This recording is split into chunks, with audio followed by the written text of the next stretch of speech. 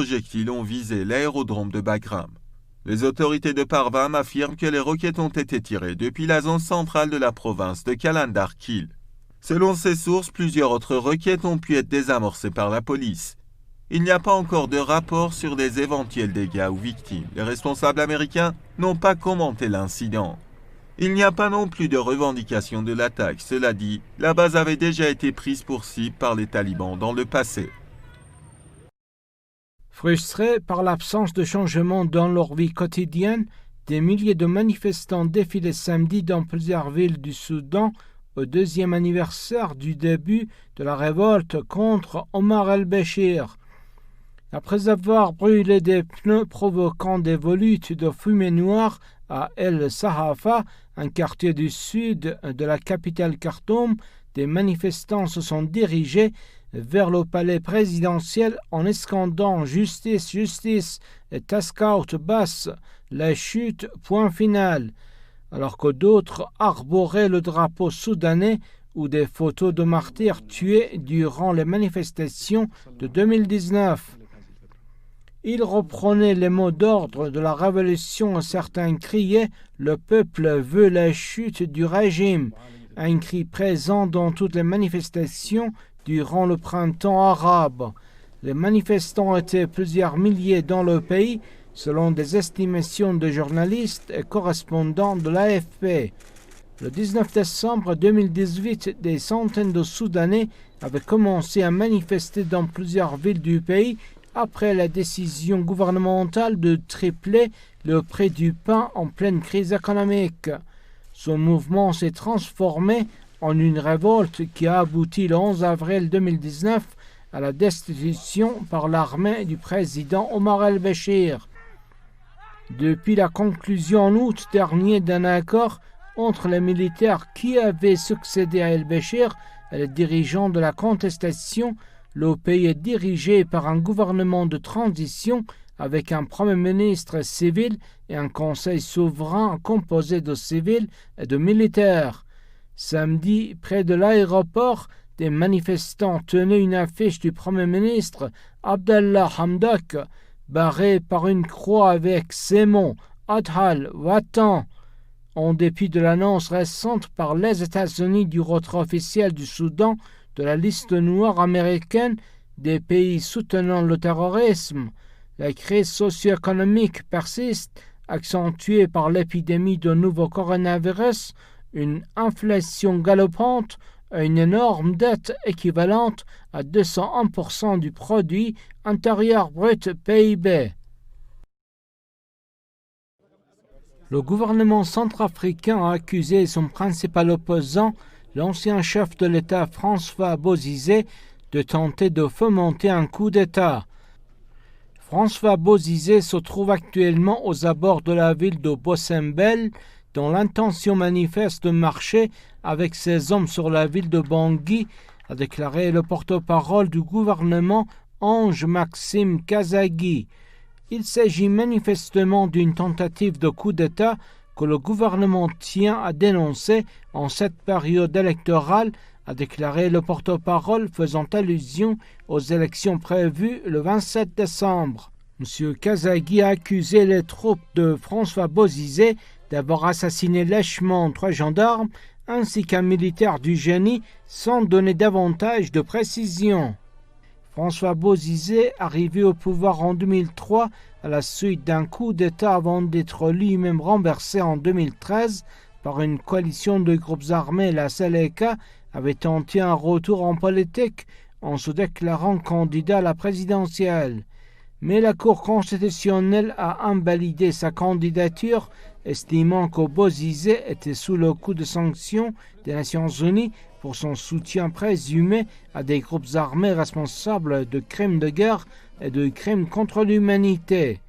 À l'approche des élections présidentielles, des sources humanitaires et de l'ONU avaient fait état d'une dégradation de la sécurité en mettant en avant une offensive de groupes armés dans plusieurs localités du nord-ouest et du nord du pays qui contrôlerait aussi les axes routiers menant à Bangui.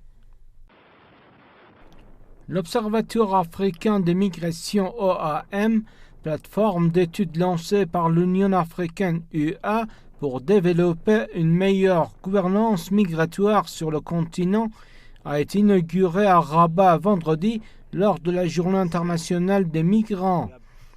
Cet observatoire aura pour mission de collecter, d'analyser et d'échanger des données à travers un système interconnecté associant les pays africains pour améliorer des politiques migratoires souvent inefficaces en raison du manque de ces données selon le dossier de présentation. L'objectif est de générer des données équilibrées et adaptées aux besoins de l'Afrique en matière de migration, a pour sa part souligné Amira El Fadil. C'est un message fort à la communauté internationale sur la détermination du Maroc et de l'Afrique à asseoir une meilleure gouvernance migratoire à l'échelle du continent, a dit Bourita.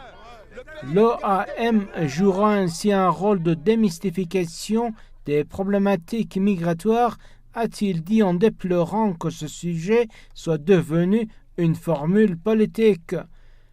La migration en Afrique est essentiellement intra-africaine. 80% des migrants venant du pays d'Afrique restent sur le continent et seulement 12% parviennent en Europe. Les autres partant ailleurs, selon les chiffres diffusés en 2018 à Rabat. L'Afrique du Sud arrive en tête des destinations intra-africaines avec 3,1 millions d'arrivées, suivi de la Côte d'Ivoire 2,1 millions et du Nigeria 1,9 million. Le lancement de l'OAM avait été annoncé en décembre 2018 à Marrakech en marge de l'adoption du pacte mondial de l'ONU pour des migrations. L'UA prévoit d'ouvrir 2 autres instances dédiées aux migrations, un centre d'études et de recherche à Bamako, un centre opérationnel à Khartoum, selon El Fadil. La régulation des flux migratoires, et notamment ceux en provenance du continent africain, est devenue une préoccupation majeure de l'Union européenne après l'afflux de plus d'1 million de migrants en 2015.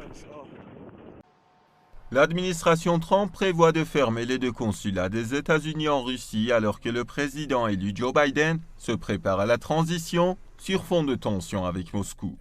Le département d'État américain va fermer le consulat à Vladivostok en Extrême-Orient russe et suspendre les activités de celui d'Ekaterinbourg, a rapporté la chaîne CNN, citant une lettre adressée par le département d'État au Congrès le 10 décembre.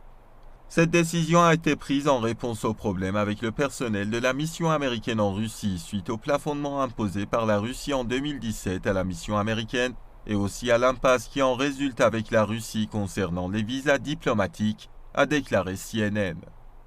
10 diplomates américains affectés au consulat seront transférés à l'ambassade américaine à Moscou, tandis que 33 employés locaux risqueraient de perdre leur emploi. Aucune action n'est prévue concernant les consulats russes aux États-Unis selon un rapport. L'ambassade à Moscou restera alors l'unique représentation diplomatique des États-Unis en Russie. La Russie avait fermé le consulat des États-Unis à Saint-Pétersbourg en mars 2018 après des mesures identiques prises par Washington dans le cadre de l'affaire de l'ex-espion russe Sergei Skripal, empoisonné au Royaume-Uni. Les États-Unis ont accusé vendredi la Russie d'être très probablement derrière la gigantesque cyberattaque qui les a frappés. Cette opération pourrait, selon les experts en sécurité, permettre aux attaquants d'accéder à des systèmes informatiques cruciaux.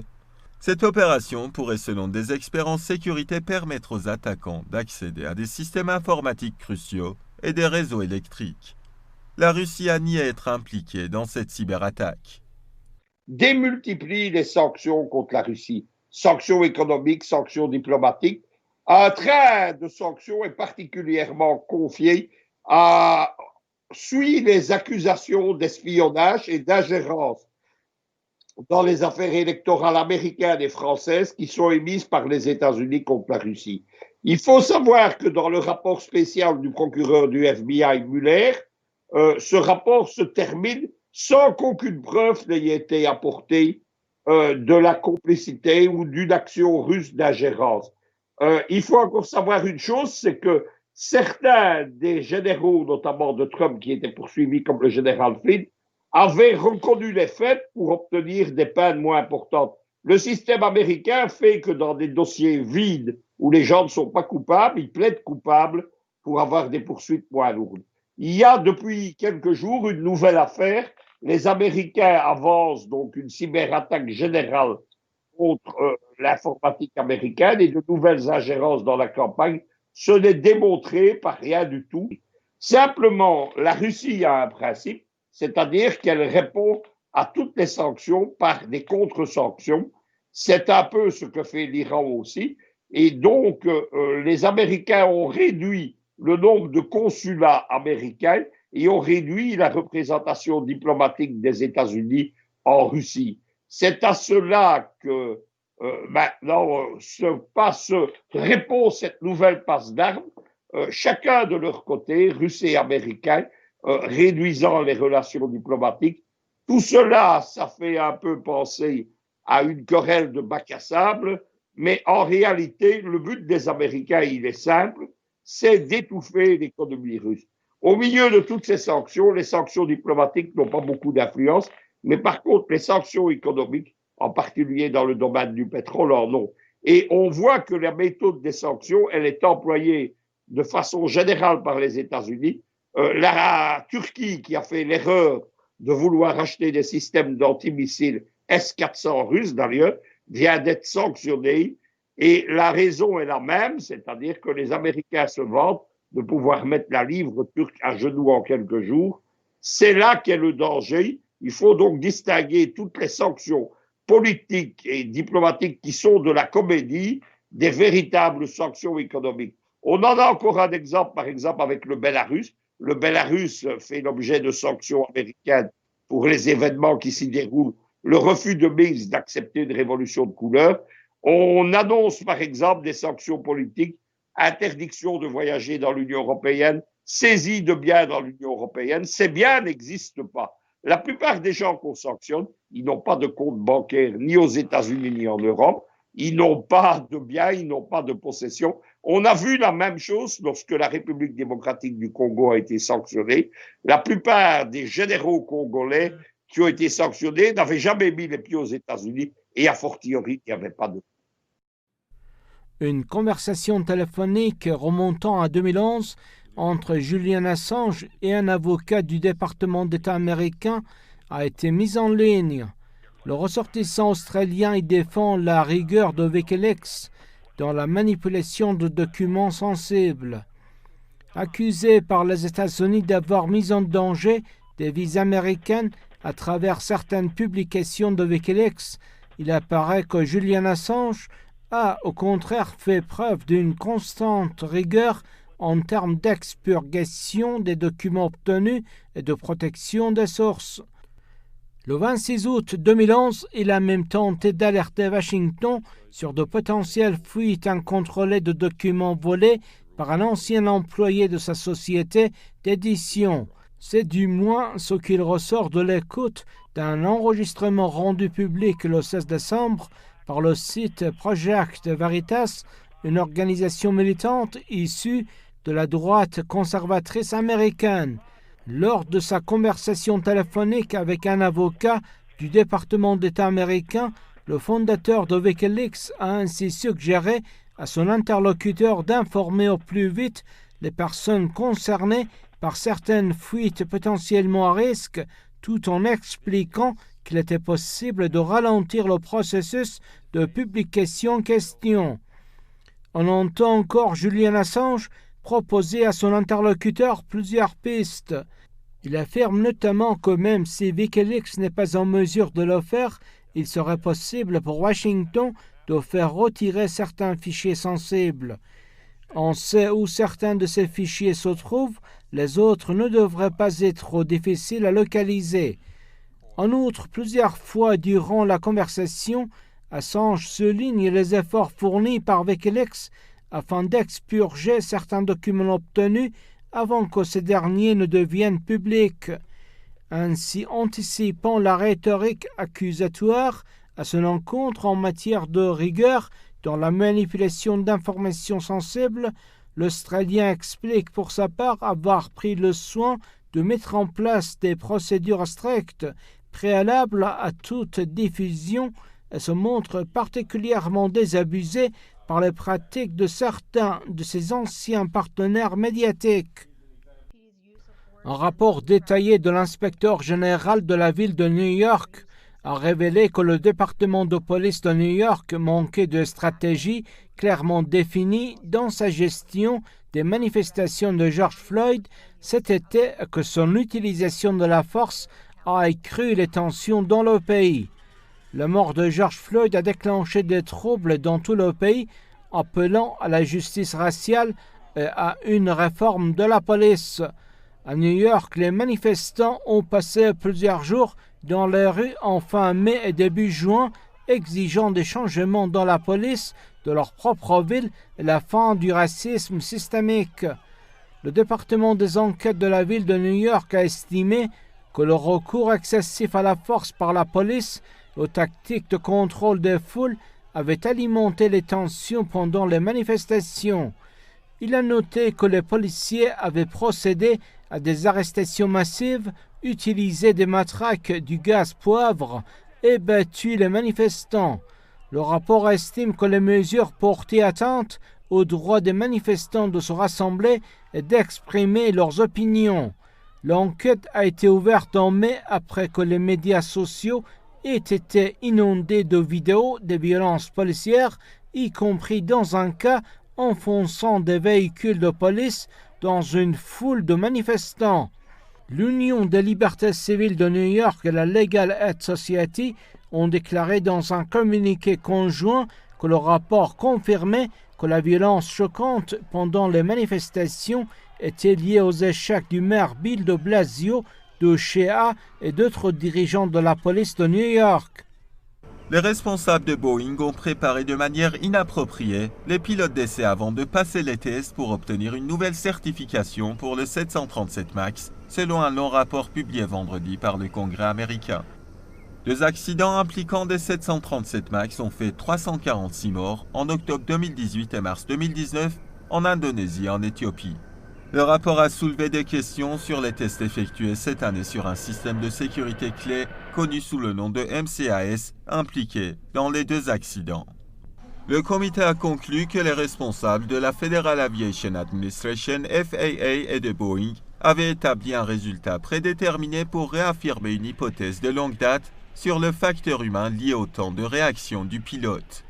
Il semble que dans ce cas, la FAA et Boeing aient tenté de dissimuler des informations importantes qui auraient pu contribuer aux tragédies du 737 MAX.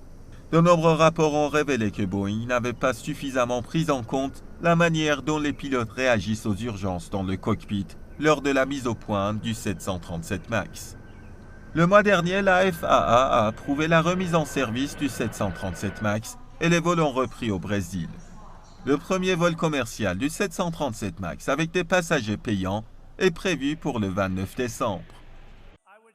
Le président américain Donald Trump a signé une prolongation de 2 jours du financement fédéral adopté par le Congrès pour éviter une cessation de paiement à partir de minuit dans les services publics. Après des mois d'attente et d'affrontements politiques, d'intenses négociations entre républicains et démocrates ont abouti cette semaine au projet d'un montant de 900 milliards de dollars pour aider les particuliers et les entreprises à faire face aux conséquences de l'épidémie de Covid-19 qui fait plus de 3000 morts par jour aux États-Unis. Des divergences subsistent néanmoins sur une disposition limitant les capacités de prêt de la Réserve fédérale à laquelle tiennent les républicains, ce qui devrait entraîner la poursuite des discussions ce week-end. Démocrates et républicains sont sous pression alors que parallèlement, ils n'ont pas trouvé de consensus sur la nouvelle loi de finances. Le pays a désespérément besoin d'un nouveau plan d'aide en raison de la nouvelle vague de Covid-19 qui a ralenti la reprise économique. Les démocrates affirment que cette mesure entraverait la capacité du président élu Joe Biden à répondre à la crise économique en cours après sa prise de fonction le 20 janvier. La Chine vaccinera cet hiver et au printemps prochain les populations à risque avant d'étendre sa campagne de vaccination au reste de la population, a déclaré samedi un haut responsable de la santé. Zheng Yizhen, vice-ministre de la Commission nationale de la santé, a expliqué que les efforts de prévention faits par la Chine pour endiguer l'épidémie de Covid-19 se multiplieraient à mesure que les températures baisseront. Au cours de l'hiver et du printemps, vacciner certains groupes clés contre le coronavirus sera très important pour empêcher l'épidémie de progresser, a-t-il déclaré lors d'une conférence de presse. La Chine souhaite parvenir à une immunité collective et la vaccination de certains groupes prioritaires représente la première partie d'un programme progressif, a-t-il ajouté. La Chine a recours à 2 candidats vaccins, un de Sinopharm et un de Sinovac Biotech, faisant tous 2 partie d'un programme d'utilisation en urgence débuté en juillet. Un vaccin développé par le laboratoire CanSino Biologique a aussi été approuvé pour un usage militaire. Selon Zheng Zhonghui, un responsable de la Commission nationale de la santé, plus d'1 million de doses de vaccins ont été administrées depuis le mois de juillet. Plusieurs groupes britanniques ont averti que la Grande-Bretagne n'avait pas encore fourni tous les systèmes complexes et l'infrastructure portuaire nécessaires pour assurer le bon déroulement du Brexit. Ces groupes se sont déclarés préoccupés par l'état général de préparation. Ils ont averti que certaines décisions relatives aux infrastructures avaient été prises trop tard. Le retard du gouvernement dans la préparation de la Grande-Bretagne à la transition vers le Brexit risque le pire début possible pour la nouvelle année pour les entreprises et les citoyens britanniques, a averti un rapport de la Chambre des communes. Par ailleurs, le secrétaire d'État français chargé des affaires européennes, Clément Beaune, n'a pas exclu samedi que les ultimes négociations en cours entre Européens et Britanniques sur leurs relations post-Brexit se poursuivent au-delà de dimanche contre la volonté du Parlement européen. Le Parlement européen avertit pour sa part vouloir un accord d'ici dimanche minuit pour l'examiner et le ratifier afin qu'il puisse entrer en vigueur le 1er janvier, une fois que le divorce avec le Royaume-Uni, qui a officiellement quitté l'Union européenne le 31 janvier dernier, sera définitif. La saga du Brexit a cependant été riche en rebondissements et il n'est pas exclu que les négociations puissent se poursuivre au-delà de dimanche. Reste la possibilité d'une entrée en vigueur provisoire d'un accord conclu dans les tout derniers jours de décembre, une option qui semble avoir la faveur des États membres, mais à laquelle s'oppose le Parlement européen.